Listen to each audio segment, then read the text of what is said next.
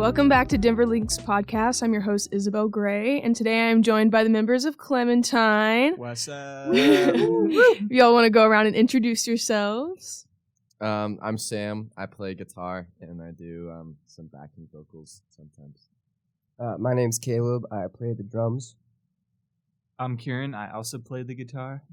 And I'm Laren, and I'm the lead singer. And we have one more member, Elizabeth, but they're not here. Unfortunate. Yeah. Unfortunate for sure. R.I.P. They're here in spirit. Gone but not forgotten. They're not dead, though. No, not that. All right, so how did you all meet? High school, middle school. Yeah, I mean, I've known Sam since 4th grade, so that's when we've been playing guitar together since like 8th grade. Laren and I met in middle school. Elizabeth I've also known since middle school. They're not here, but yeah, it just eventually all came together junior year, playing instruments, kicking ass, rocking out. Cool. Like, we all knew each other beforehand. Like, I met Sam and Kieran, and I was in their, like, friend group in 6th grade, but we didn't start doing, like, music stuff until, like, high school. And then I knew Kieran and Elizabeth from high school because me, Kieran, and Elizabeth went to Fort Collins High School. Laren and Sam were at Pooter High School. And Kieran reached out to me one day. He was like, "Hey, you want to jam?" And I was like, "Hell yeah, brother." And then he was in Clementine at that point, but they didn't have a drummer, and me and Kieran needed the rest of a band. So we were like, let's just merge it. And then Clementine was born. Awesome. Well, you guys just answered my next question. Where did the name Clementine come from? So that came from actually like one of our founding members who's no longer with us. Her name is Gia. And so Clementine was originally myself, Sam, and Gia. Gia and I used to be in this band called Muck. And the three of us just started jamming. And we got this show at the drive-in like sometime in October. And so we had like 2 days to practice before we went on, before we played. And we realized we needed a name. And we were like, guys, what should our name be? And Gia was like, what about Clementine? And so we liked it. It sounded nice. It fit our style of music back then. So just stuck. What was the style of music back then? We were very like doo-wop-y kind of sort of. We were playing like 60s blues rock sounding stuff. Like specifically for that show, they wanted us. It was like our first show ever, and they really wanted us to play like no distortion, no curse words. So it was all just like kind of like happy 60s music. Mellow. There was some. I guess there was some like Sublime and stuff. Yeah, but mainly mellow. And then soon when Caleb joined, we started playing like only heavy stuff like Rage Against the Machine or like I don't know, stuff like that, and then it sort of all those different genres sort of came to what we are now. Yeah. That's so cool. I was gonna say I saw you all at Globe Hall on April 30th because I work with Tire Shoe, and you all went on, and I hadn't heard any of your stuff quite yet, and I was like, oh, Clementine, like I wonder what they are. And then you guys started playing like this rock music. I was like, that was not what I was expecting. just like based off the name. So that's actually really cool that it started like that. What were like the big inspirations for the band? Like whenever you all first started, like artists, stuff like that. Yeah. So that's a continuously evolving like aspect from us. Back like when we were first starting, when it was Sam, Caleb, and myself. Like they mentioned, a lot of Rage Against the Machine, Nirvana, Foo Fighters, stuff like that. And then like as we grew, like our first like sort of like main phase of songwriting, there's lots of like Young the Giant, and Weezer definitely. We still have a little bit. Not of that. too proud of it, but like, It's true. It is what it is. It's true. We all come from somewhere. Yeah, for real. Yeah, and It's then, a little bit of Weezer influence, just a little spice. Just a little. not too much, the not cherry on top. overpowering. Not quite a river. Yeah, but I'd say overall we have a lot of like, Caleb, what is it you say that we're like Smashing Pumpkins and Green Day? Yeah. No, it's like if Nirvana was a cover band for Smashing Pumpkins and a lot worse. If Weezer was good. Yeah. Yeah, maybe that one. We'll go with that. Love Good. that. Yeah. Who writes the lyrics for your all songs? I do. What is your inspiration? Does it draw from those people as well, or? Yeah, it's just a lot of different, like, all sorts of stuff. Like, I don't know. The different songs, like, I can't describe each singular song. Yeah. Like, they're all, like, different topics that I've come up with, like, maybe a girl or, like, some of my problems with substances or something like that. A lot of different things like that. Cool. What was the first song that like this version of the band like played together? Or, Like for a wrote show? for a show. For sure. Could we count Down on My? I think. Well, we had this song called "Down on My Luck," which was sort of our first one, It's our first like actual song that wasn't Yeah. like a bunch of profanity. or like us just goofing around. Like it was our first song where we're serious about this. But then there was also "Perfume," which was a song that's like the only song I wrote lyrics for, and they're really cheesy and they're about my girlfriend. But It's nice. It's a nice. it's song. a good happy, song. fun So you song. gotta And have a then cheesy one in there. yeah, you need a little bit of cheesiness in there, and so that one was like I don't know. I feel like that one was also It's like pretty our big. first like proper song. Yeah, exactly. But Down on My Luck, I feel like it still counts, but it's like not like a verse chorus like pop song. Yeah, Mhm. Perfume was our first like has good structure, Mainstream. and, like It was like more our complex. first breakout song, kind of like. People loved it. People loved it. It's still We like had a our music most video, streamed like- song. Yeah, music video. It's the first song we Sick. released it on Valentine's Day. You know, since it was a love song. Yeah. I saw you all post the other day about it being like 2 years since your first show, right? Oh yeah. Recently. Yep. How would you think that like your approach to like playing shows has changed since that first show 2 years ago versus now? Well, Those first shows sucked. At first, it was like we played at open mics. Yeah. We like told our friends, "Hey, we're playing an open mic." Like we had a Come max check of us like out. 2 or 3 songs. Just Back co-work. then, it was like a lot of nerves. yeah, it was a big deal for us to be playing live like anywhere. And so back then we're like, oh my god, open mic guys, we have 3 songs to show these people that we kick ass, man. 2 of them were covers, mostly. Yeah. Or all 3 of them were Or like covers. we were like, oh, we're playing in Caleb's aunt's backyard. Oh, I'm so stressed. What if we don't do good? Yeah. And then we started playing shows a little bit more consistently. Started writing more songs, so we didn't have to rely on covers. Started developing our sound a little bit more. And at a certain point, you become very comfortable with it. You kind of know how it goes, and you get more excited than you do nervous. It does kind of depend on the show if you get nervous or not. Like we've had a few Aggie shows where normally I'd be like, "Woo, it's time for another show," but then I'm like, "Guys, I gotta go to the bathroom for like the 3rd time. I'm so nervous right now." When we It's a played at pre-show shit. Washington's, that was like a very nerve-wracking show. Like I Yeah. feel like another huge thing that really like not necessarily influences, but like contributes to like your stress or like anxieties about a show is like depending on how big of a deal it is. Like when we played at this super nice venue called Washington's, it's like that was kind of a big deal because that's like a nice ass venue, and like we were very lucky to play there, and so like we really felt like we had to play it good. And one of the biggest portions of that too, I feel like, is kind of growing comfortable in our own skin. 'Cause at first, it was like, okay, how do I play and how do I make it fun? Like at our first few shows, we played at the open mics, then we hosted our own backyard show. And I always got comments of, "Caleb, why do you look so mad when you play? Why do you have such RBF while you're playing drums?" Like, I don't know, man. I'm just trying to play my parts. And then after a while, it was like, oh, this is actually really fun playing in front of people. So that's when I started to like kind of feel the groove and like started to get into it, headbang a little bit here and there if I'm feeling a little frisky. But it's like at the end of the day, we're doing it to have fun. We're not doing it because we're like, we got to be the best and make money, which obviously side quest, but it's fun at the end of the day. And I think that's one thing that really helps takes the nerves down is just the excitement. And you get like so much of an adrenaline rush before a show, during a show, after a show. Definitely. Yeah, you just feel like the top of the world after a show, really. Like, no matter where it is. Like, Yeah. even with those first lyric shows, like, we would have, like, Kieran's coworkers would come out. They all showed up hammered. They would be drunk as shit, like, with a bag of clementines and, like, throwing them at us and, like, dancing around. And we were like, wow, like, we have an audience, even though it's, like, just some random people, like, hammered. But, like, still, they're listening to us and they they enjoy kind it. of like it, yeah. So yeah, it feels pretty nice playing shows and things. Yeah, that's awesome. Do you have any like pre-show rituals that like you Yeah. all Yeah. do to One kind of of- help with all that?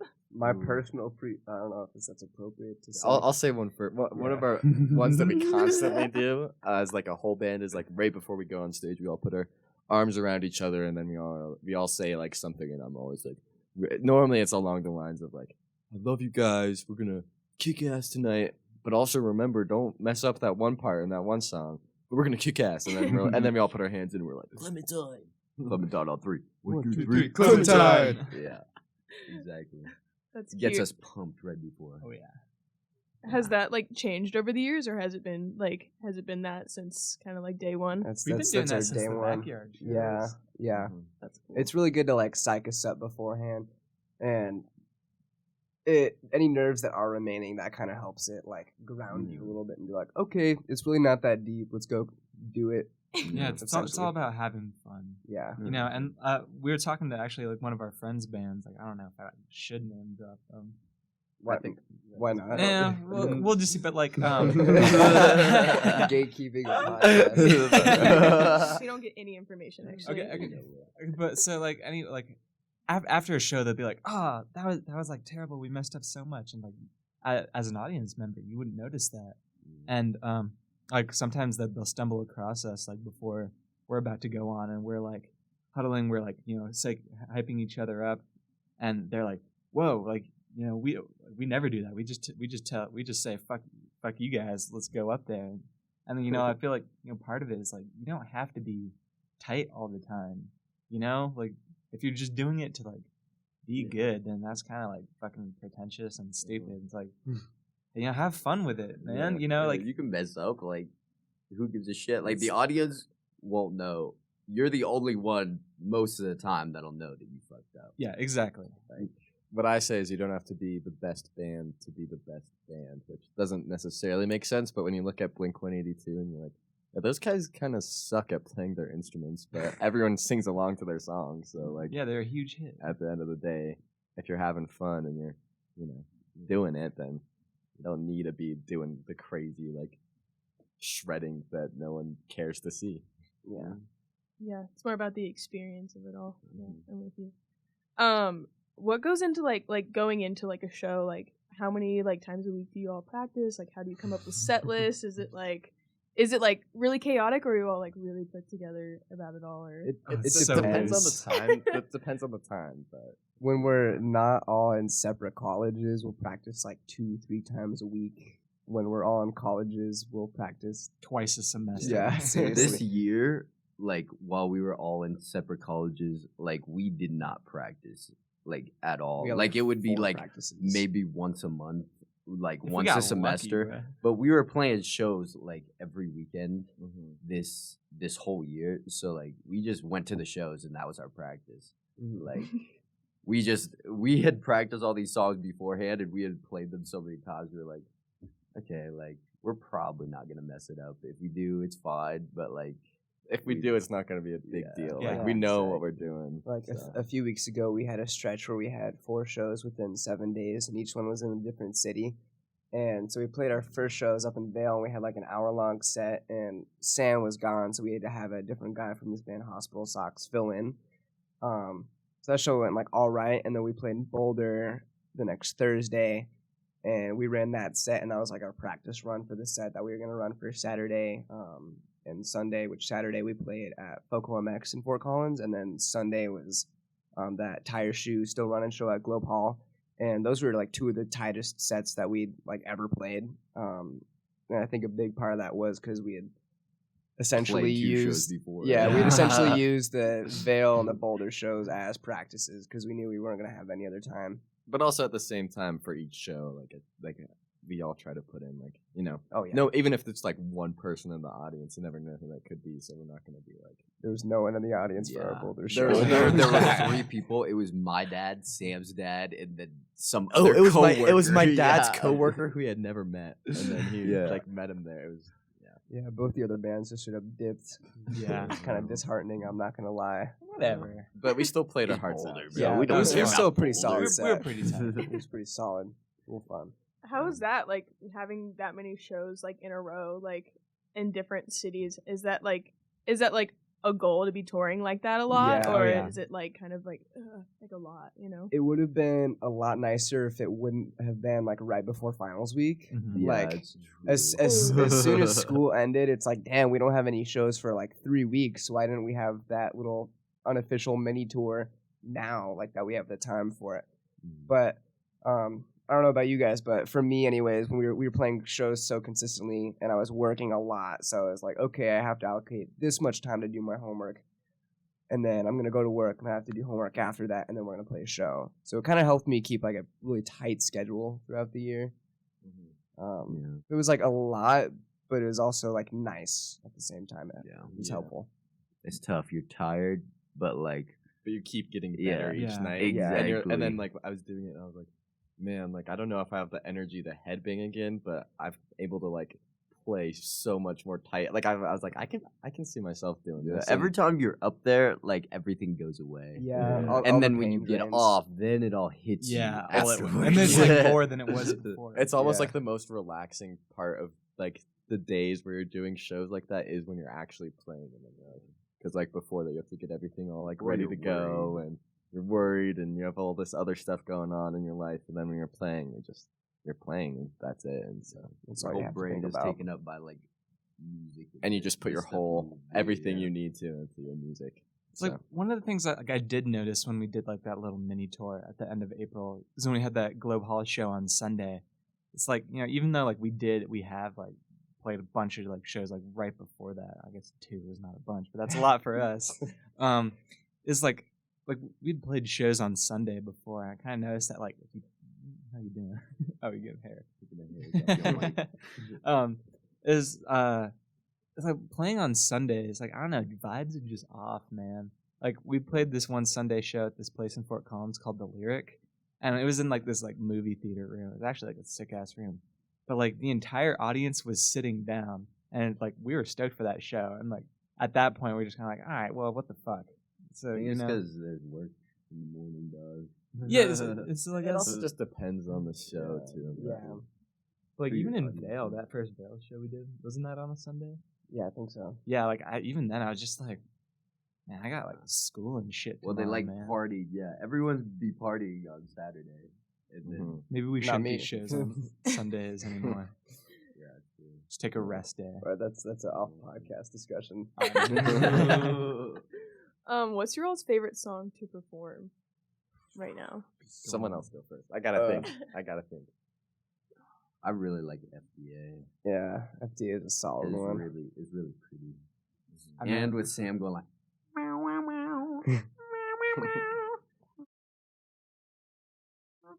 that. Beautiful. Actually, it might have to be that for me too, because I do the Wow. whatever.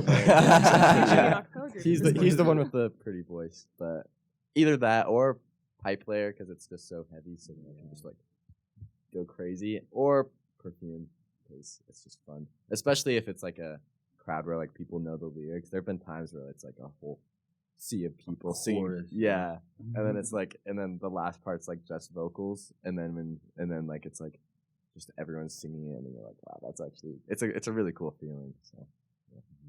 Yeah, I personally had. Actually, we don't know Elizabeth's opinion, but my personal favorite to play is "Agitate Me." It's just like a very anthemic song. Like in the chorus, everyone, like we scream "Oh!" and it's like by like the second chorus, the second time we're doing that, the audience is screaming it back to us, and it's just like such great crowd participation. It rocks hard. It's a very seductive song. Like you're getting into the groove, and it freaking shreds, and it's just like. Hell yeah, it makes you horny for rock and roll, man. Yeah, I'd say mine probably has to be either FDA or Pipe Layer, because like they said, FDA is very pretty, and I really like that song because I wrote that one minus the lyrics, but I wrote a different song, and that one was kind of lame comparatively, so that one was kind of like my redemption almost. So I'm like proud of it. It's like my child, my song child, I suppose. And it's not like the most complex drum part, but it's like my favorite to play. It's like a lot of fun. And then Pipe Layer, same thing. That one's like just hard, heavy, grungy. Like you're getting into it, you're going fast, and you're headbanging. There's a lot of energy within that song. Love that one. So, I don't know. And those are all off your new EP, right? Yeah. How was that process? Like, did you all go to like a professional studio, or did you like produce it yourself? Like, what did all that look like? So there's our friend Miles Stevenson, which is from another band, Hospital Socks, who we've been talking about. They're like our closest homie band. Like, we'd be doing everything with them. We have a show with them coming up on Friday. Yeah. Y'all want to come out? Hospital support. Socks is the cool older uncle that lets us drink, like that kind of relationship. They don't actually let us drink though. You know, we're minors. We don't do that. Yeah, for real. Yeah, no. None of that on my watch. Good Christian boys. Yeah. But his dad, Bill Stevenson from the Descendants, like has a whole home studio in their basement.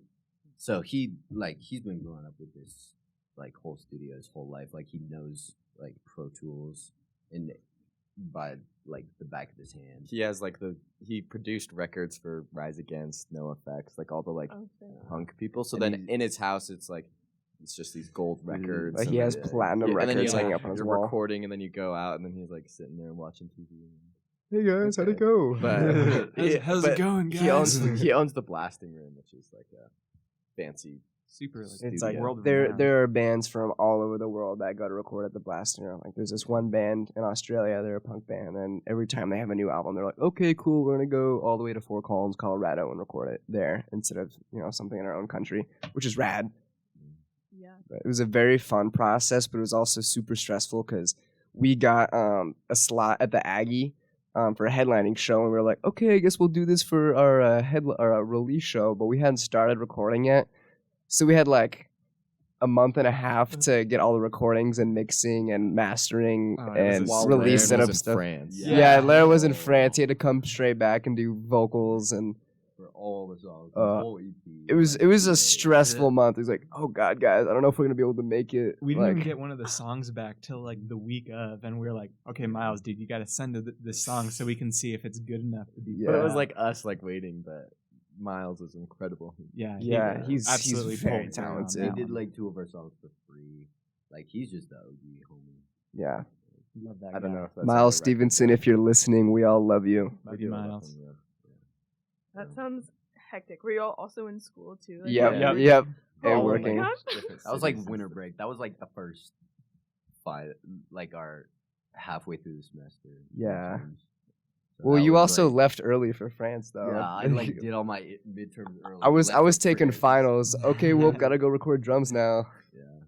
But it was kind of cool. It's It was a lot of fun. Because I would feel cool where I'm like, yeah, I got to go to the studio and record my guitar part for Yeah. an EP Yeah, we're exactly. releasing. We're gonna headline this big venue, so not a big deal or anything. But Sounds like Yeah, and then Yeah. being in the studio with Miles too is like so fun. 'Cause he's a funny guy. He's a good guy to talk to. So it's like you're jamming, and then he'll say something funny, and then you're like hee hee ha ha. Yeah. Then you'll get sidetracked for 15 minutes. And then he'll get be back like, on. all right. And then we have so many inside. Like there's we kept like listening back to parts I would play, and he would turn off the click to like see if it sounded tight. And then he would be like, all right, we'll take it from the top again. And he wouldn't start the click, so I kept being like, hey, can I get that click? Hey, can I get that click? And we see each other now. I'll just randomly be like, hey, can I get that click? Yeah, I don't know. Ultimately, it was a very fun process. Although stressful at the end of the day, but very fun. Shout out to Miles Stevenson, Yeah, Hospital again. Socks. this Again. podcast is just a It's been name dropped like 4 times Us already. worshiping him. How has it been to like work creatively like amongst friends? Like you all seem very, very close. How has that been for you all? That's one of our greatest strengths. Yeah. Is how close we all are with each other. Yeah, it's like when we first started, like Kieran and I like used to ride the bus together. Oh yeah.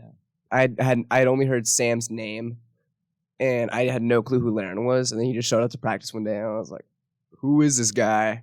And then I knew our bassist, like we were pretty good friends, but they hadn't joined our band yet. So it was like, okay, I'm basically jamming with strangers right now. And then we passed a certain threshold, and we like all started just hanging out outside of band practice. And now they're all like my best friends.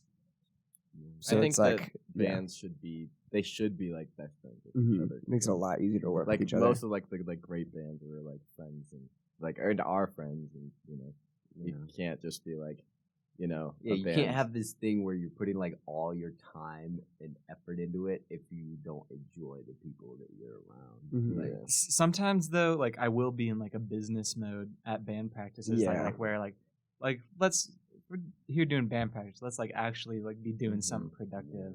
And it's like sometimes it's strange because like I can be like really impatient like when it comes to stuff like that, and like I'll be like very grumpy, and then as soon as band practice like stops, and then we're just like goofing around, it's like that all never happen. I feel like there's kind of like there's like two sides to it. There's, like, Yeah. modes you can go into. Yeah, but piggybacking off of that, that's one just benefit of being such good friends is like you can say something dickish every here and there, but you know it's like gonna blow over because Yeah, you ain't they're your doing it. friends, they understand you. Not that deep at the end of the day. For real. Yeah. What Yeah. are some like long-term goals that you all have, like just for the band in general, for yourselves? And... Take Tour, over the first of world. all. Yeah, take over Tour. the world. Get an album out. We need a freaking album. We're Yeah. working on it. We're working on it currently. Someday we'll get an album. Someday. Sign with the label, get a Right, manager, but that's like when we're self-sufficient. Play huge festivals.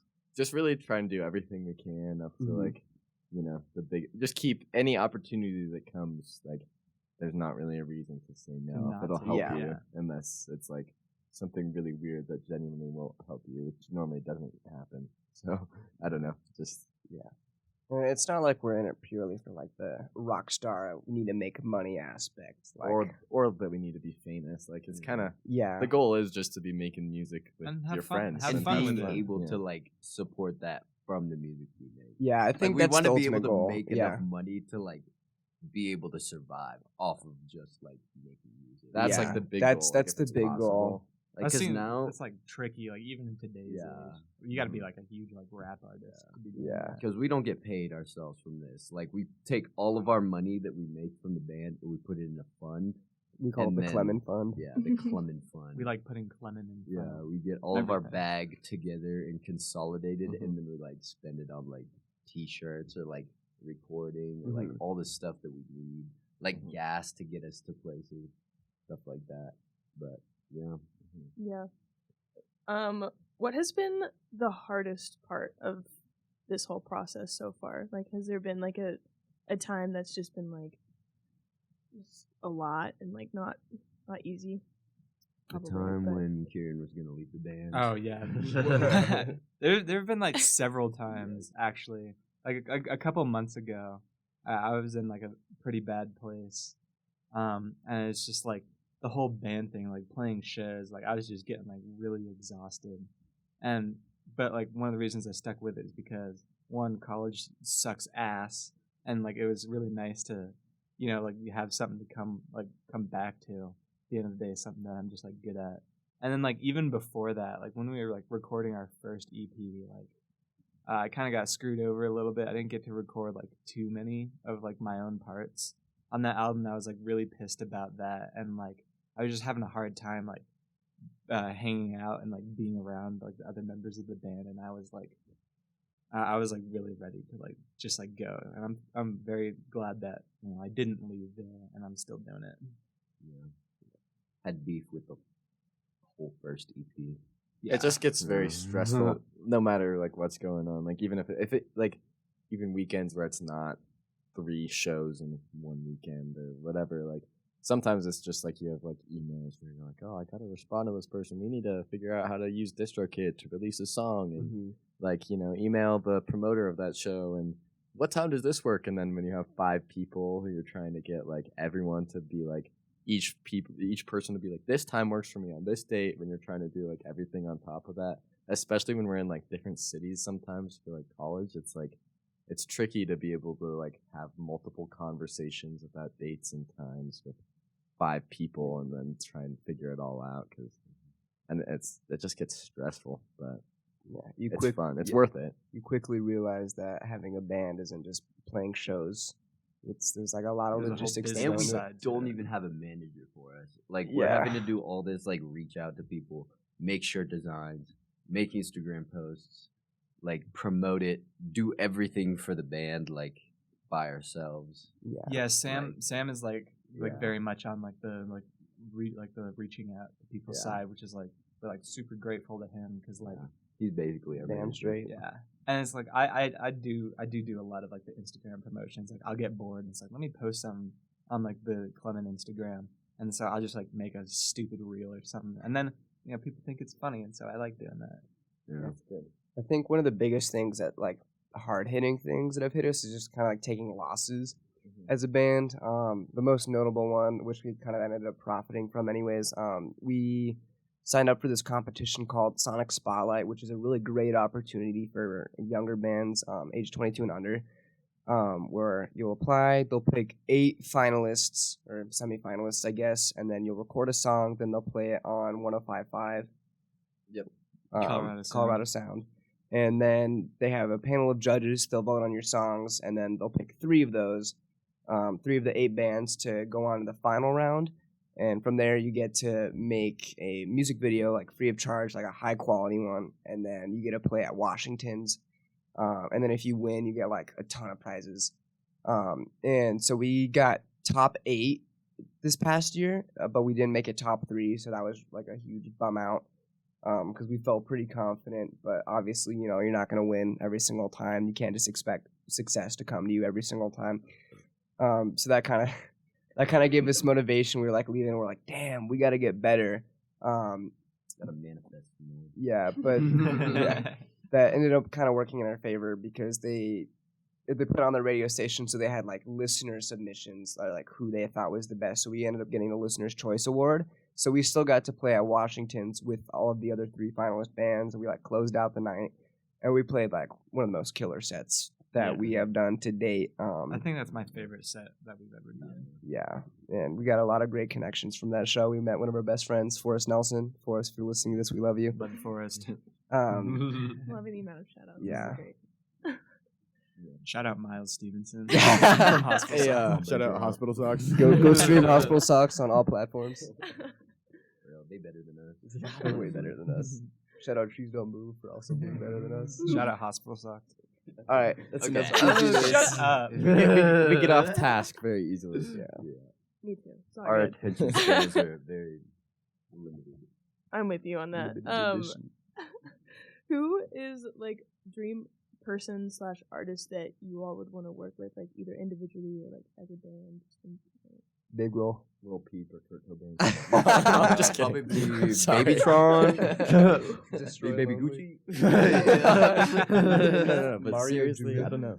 Maybe like I don't Mario even know. Jr. Maybe like Tom Morello or something, because like how they have like features on tracks where it's like featuring Tom Morello, but he just like does his guitar thing, and then but Kieran already plays like Tom Morello except better. He has the pedal. Well, that just can because do I it. use the same, like I'm not doing this. Yeah, I know, but it'd be cool to have a feature where it's not like someone like coming on and like singing or being like, yeah, hey, after what Laren says. Like it'd be cool to have like that, like Tom Morello guitar solo. I think. I don't know. Yeah. Mine personally would be Dave Grohl, and that's probably a basic ass choice, but he's like the one drummer, like big drummer that I really idolize. Mainly for the fact that he like plays so many goddamn instruments. He's just like a genius writer in my opinion. He's also like the only dude that hit a #1 song with like 3 different groups. But like that transition from Nirvana to Foo Fighters is really cool to me, because it's like he goes from being the drummer to being like the frontman of a band. I'm not saying like I want to be the frontman of a band, but like I'm like wanting to learn like guitar and stuff. I'm starting to branch out into string instruments, I suppose. That's something I kind of think is really cool. So yeah, Dave Grohl. This is like a very tough one for me because like obviously like there are bands and artists that like I like, do truly admire and like love to jam with them sometime, but like artists who like I really want to work with, like either with the band or like by myself. Jack White for one, he's just so freaking cool, and he just seems like such a baller, and I wanna like record an album with him like super quick. He's just good like that. And then I think Caleb's gonna hate on me for this one, but I want to hang out with the dudes from Polyphia. Like I don't know, they're pretty freaking like those guys are like gnarly. There's no way I could ever do what they do, but I want to like get some advice from them, get some tips and tricks. But yeah, Definitely. I'd have to say I would do 3 artists: Skrillex, Childish Gambino, and Origami Angel. Yeah, good one. Good one. They could switch our stuff up so crazy. Yeah, like polar opposite. Skrillex on one of our songs, like I don't even know. That would not I don't know match, what bro. he would do, but it would be crazy.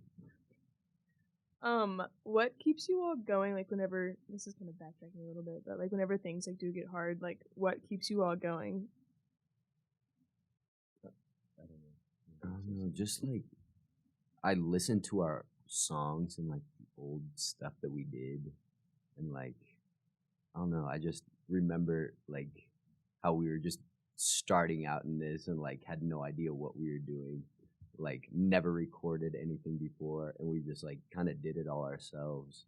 We've always been kind of here for each other, so like ditching on that would, I don't know. And how long we've been together. Yeah.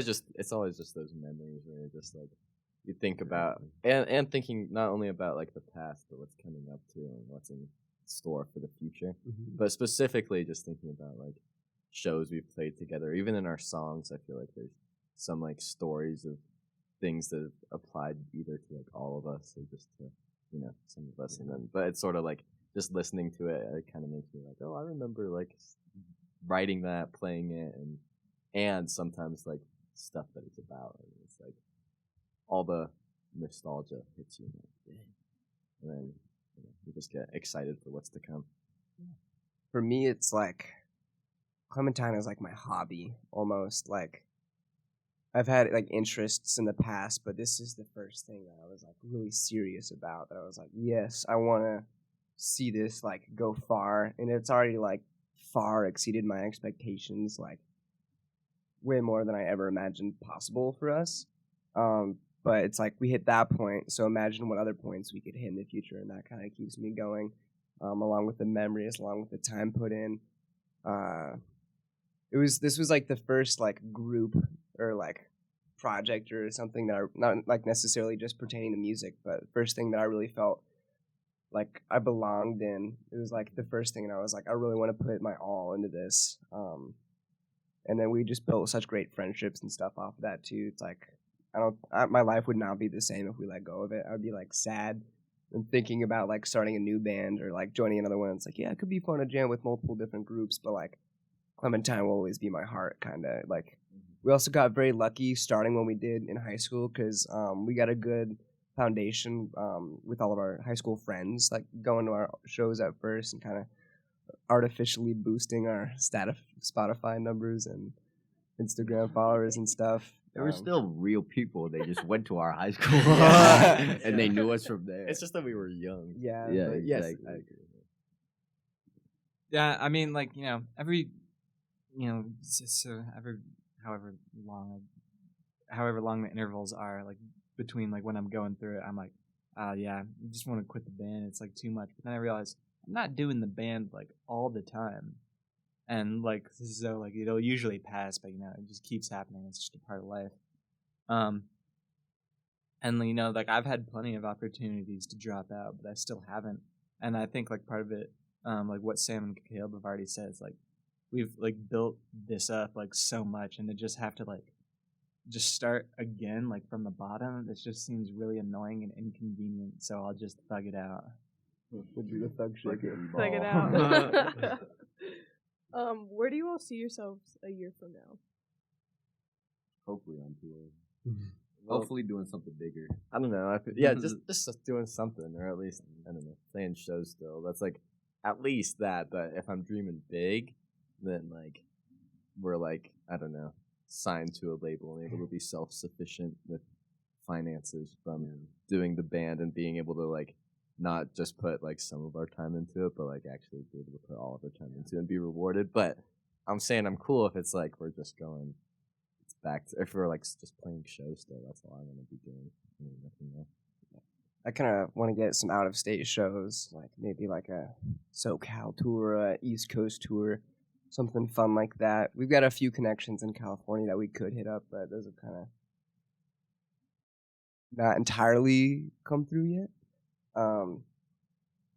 yeah, I don't know. Maybe a tour that's not in Colorado and like an unofficial tour. It's just we happen to have a lot of shows within a certain time frame and like a more consistent following. Maybe more like monthly listeners on all platforms and Instagram followers, I suppose. Because Yeah, like hopefully if we just keep getting like bigger and bigger, like super steadily, and we're still rocking out, kicking ass, I'll be happy. Yeah. Slowly climbing up. Climbing through the ranks. Clement through the ranks. Climbing through the Oh my god, that would be awesome. What did you just say? He said, "Oh my Genius. god." Oh, okay. So do you all have any like merch? Like, do you have anything you kind of want to leave the fans with? Any new release dates? This is like selfless plug time. I mean, we are kind of on like another mini tour thing, I would say, where we're here now doing this awesome podcast, and I think we have a studio session right after this too. And then tomorrow we're playing a show May 25th in Fort Collins at the Coast. Friday we're headlining the Moxie Theater in Greeley, and then we're gonna do a live acoustic performance that's gonna be like live streams from Pink Sofa Hour this weekend. We have more money than usual too, so we'll be coming out with new merch. Hopefully. Yeah, you want to read them our bank statement? Hey, it's not a flex, I'm just saying. I'm just saying, normally we're broke. We're not completely broke at the Usually moment. we're like down here, we're like right here. We have enough money to be making T-shirts to give to the fans. Yeah, and they're actually quality. Or Like, make, like, our hats In or reality, I'm Yeah. 5'6". Stand on my money. I'm 5'6". For anyone who is listening, there are a lot of Clementines on Spotify. So ours, we're Clementine. Well, All lowercase. all lowercase, and our current, this may change in the future, our current like artist profile picture is us, and there's like orange lights, and it's us playing a show, and there's like hella people in the crowd, and our singer's doing this like cool rock star pose, I guess. And our Instagram handle's clementinefc.band, and we have a website, which I believe ClementineFC.com. clementinefc.com. That's what I was going to say, but I had to look at him to make sure because he's the guy who runs it. And we do have merch available on the website. It's our old merch. I think we should be updating it soon with new designs. yes. Hopefully. clementinefc.com. Go stream our music. We're doing an interview with Denver Lynx Radio. Check that out at some point. Yeah, shout out to them for having Shout us out all to the way Denver down Lynx here. Radio. Shout out Hospital Socks. Yeah. Shout out to everyone. In Shout the out world. Miles. Shout out. Oh, but when I do. Yeah, no way. You ain't allowed, boy. Alright. All right. Well, thank you all for talking with me today. I look forward to seeing more from you. And yeah, that's it. Clementine Rock and on roll. 3. Thank you for listening. Thank you for listening. All right.